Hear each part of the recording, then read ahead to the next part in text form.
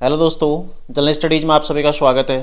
दोस्तों, the 5 minute show के आज के 5 प्रश्नों में पहला प्रश्न है, बगलिहार जल विद्युत परियोजना निम्न में से किस नदी में स्थित है। ठीक है, तो इसमें देखो ऑप्शन दिए गए हैं। ऑप्शन ए है झेलम नदी, ऑप्शन बी है चिनाब नदी, ऑप्शन सी है सतलुज नदी और ऑप्शन डी है ताप्ती नदी। ठीक है, यदि इनमें चर्चा करें देखो तो बगलिहार जल विद्युत परियोजना किस नदी पर है? चिनाब नदी पर है। ठीक है, ध्यान रखिएगा कहाँ पर है?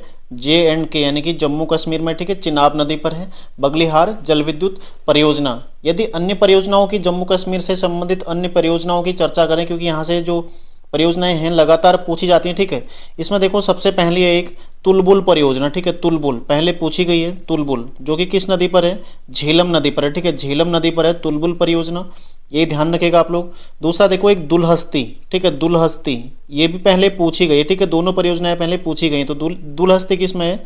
ये भी चिनाब पर है। ठीक है, चिनाब पर। तो ये दो परियोजनाएं आपने ध्यान रखनी जो कि महत्वपूर्ण परियोजना है। ठीक है, और इसके अलावा एक बगलिहार परियोजना, ये भी किस पर है? चिनाब पर है। कहाँ पर है? जम्मू एंड कश्मीर में। ठीक है, तो ये 3 परियोजनाएं जम्मू कश्मीर में है। इसके अलावा देखो एक और परियोजना जम्मू कश्मीर में कौन सी है? सतलज परियोजना। ठीक है, सतलज, सतलज परियोजना किस पर है? ये भी चिनाब नदी पर और कहाँ है? जम्मू कश्मीर में। ठीक है, चिनाब नदी और कहाँ है? J&K यानी कि जम्मू कश्मीर में है। यदि देखो उसमें अन्य ऑप्शन जो थे, ताप्ती नदी की चर्चा करें। ठीक है, तो ताप्ती नदी में जो प्रमुख जल विद्युत परियोजनाएं कौन सी हैं? ताप्ती नदी से संबंधित जल विद्युत परियोजनाएं, इसमें देखो सबसे पहले आती है उकाई परियोजना। ठीक है, उकाई परियोजना काफ़ी महत्वपूर्ण है। ठीक है, गुजरात में है। उकाई परियोजना किस में है? गुजरात राज्य में। ठीक है, और पहले पूछी गई है, ध्यान रखिएगा पहले पूछी गई है। ठीक है, तो इसलिए सारे ऑप्शन चेक करना जरूरी है। ठीक है, दूसरी देखो एक और महत्वपूर्ण जो परियोजना है वो देखो काकड़ा पारा। ठीक है, काकड़ा पारा ये भी कहाँ है? गुजरात में। ठीक है, ताप्ती नदी पर। ये दोनों परियोजनाएं किस पर हैं? ताप्ती नदी पर। ठीक है, ध्यान रखिएगा ताप्ती और कहाँ? गुजरात में। ठीक है, गुजरात में है दोनों, ताप्ती नदी पर है। ठीक है, अगला यदि उसमें आप ऑप्शन देखते हैं, देखो ऑप्शन और कौन सा था इसमें? एक झेलम में आपको बता चुका हूँ। ठीक है, इसके अलावा देखो एक सतलुज नदी। ठीक है, सतलुज नदी में कौन कौन सी जल विद्युत परियोजनाएं? देखो सतलुज नदी में जो परियोजना एक है देखो कोल डैम। ठीक है, पहले पूछा गया है कोल डैम। कोल डैम किस में है? सतलुज नदी पर है और कहाँ पर आएगा?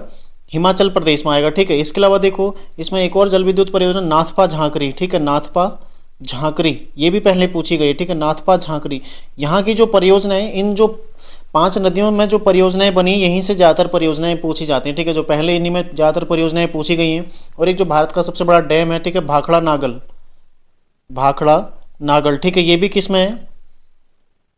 सतलुज नदी पर है। ठीक है, ध्यान रखिएगा 3 परियोजनाएं सतलुज नदी पर जो काफ़ी महत्वपूर्ण है। इसके अलावा देखो एक सरहिंद परियोजना। ठीक है, सरहिंद नहर परियोजना ये भी किस में है? सतलुज नदी पर है। ठीक है, तो ये चारों आपने ध्यान रखनी है, आगे आपसे पूछी जा सकती हैं। ठीक है, और इनको आप नोट कर लीजिए किस में? ये सारी सतलज नदी पर है। ठीक है, सतलज पर है।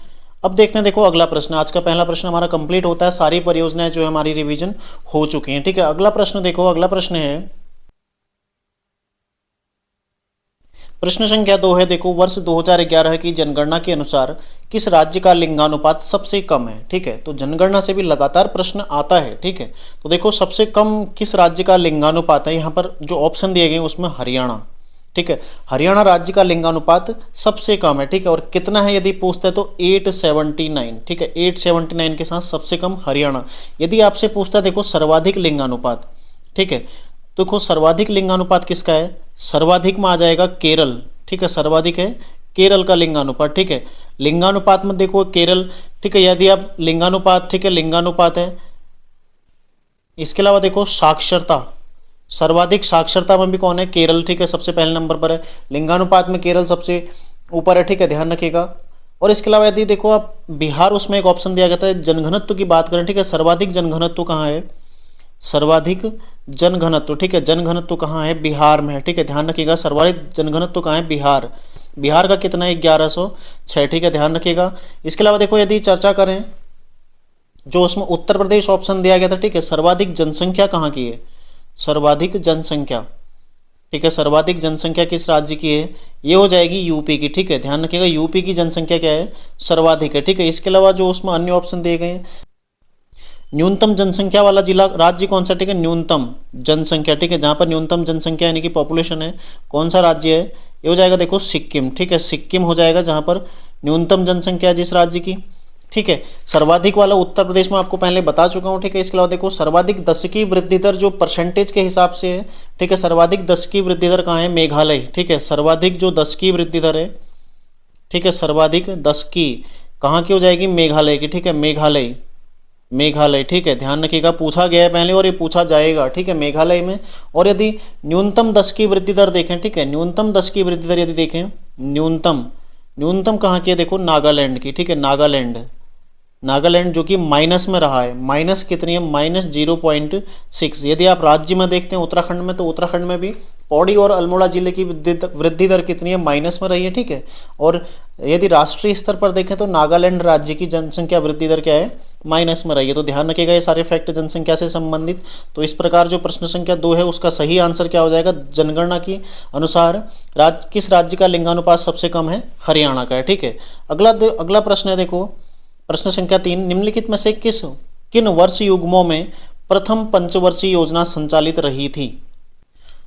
तो इसमें जो विकल्प दिए गए हैं उसके अनुसार देखो विकल्प ए क्या है, 1950 से 1955, अगला देखो 1952 से 1957, अगला 1951 से 1956 और अगला है 1947 से 1952 तक। तो इसमें जो विकल्प सी है ये बिल्कुल सही आंसर है, ठीक है। 1951 से 1956 के बीच में प्रथम पंचवर्षीय योजना संचालित रही थी, ठीक है। अब इसके बारे में देखो विस्तार से जानते हैं थोड़ा पंचवर्षीय योजना के बारे में, ठीक है।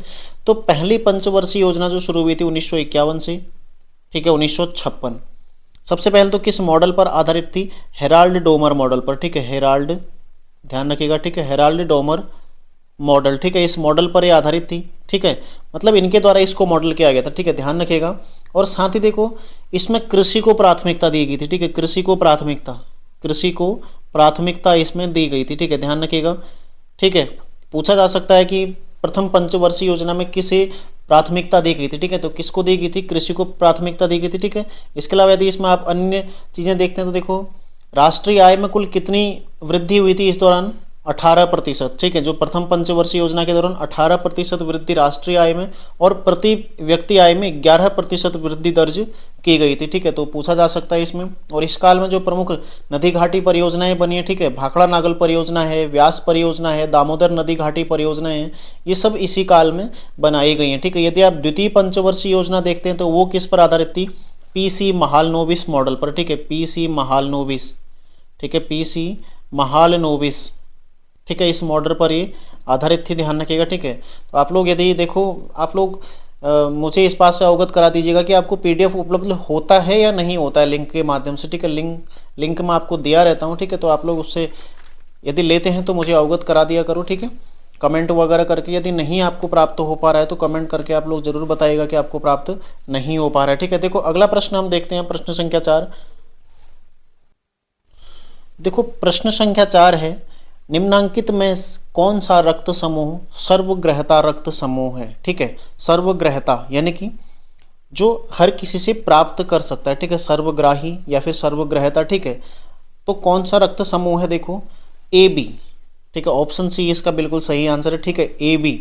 ये क्या होता है, सर्वग्रहता, जो सभी को रक्त सभी से ले सकता है, ठीक है, सबसे प्राप्त करने वाला, ग्रहण करने वाला, ठीक है। यदि इसके बारे में देखो विस्तार पूर्वक चर्चा करें, ठीक है, तो रक्त समूह, ठीक है, रक्त समूह देखो 4 रक्त इसमें दिए गए हैं 4 प्रकार के, जिसमें ठीक है ए, फिर है ए बी, ठीक है, ए फिर है बी, ठीक है, ए बी और ओ, तो 4 प्रकार का होता है, ठीक है। इसमें देखो आपको जो महत्वपूर्ण चीज़ ध्यान रखना है एक ए बी के बारे में, जो कि क्या है, सबसे ग्रहण करता है, ठीक है, ग्रहण करता है सबसे, और जो ओ है वो सबको देता है, ठीक है, सर्वदाता यानी कि यूनिवर्सल डोनर है, ठीक है, सर्वदाता।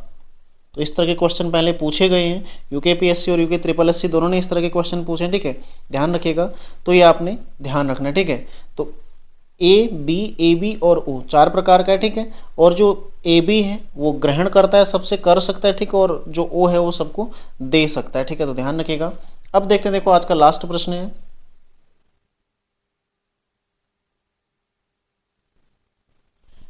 अगला देखो आज का जो प्रश्न है उसमें है देखो डेंगू बुखार से संबंधित वायरस कौन सा है, ठीक है।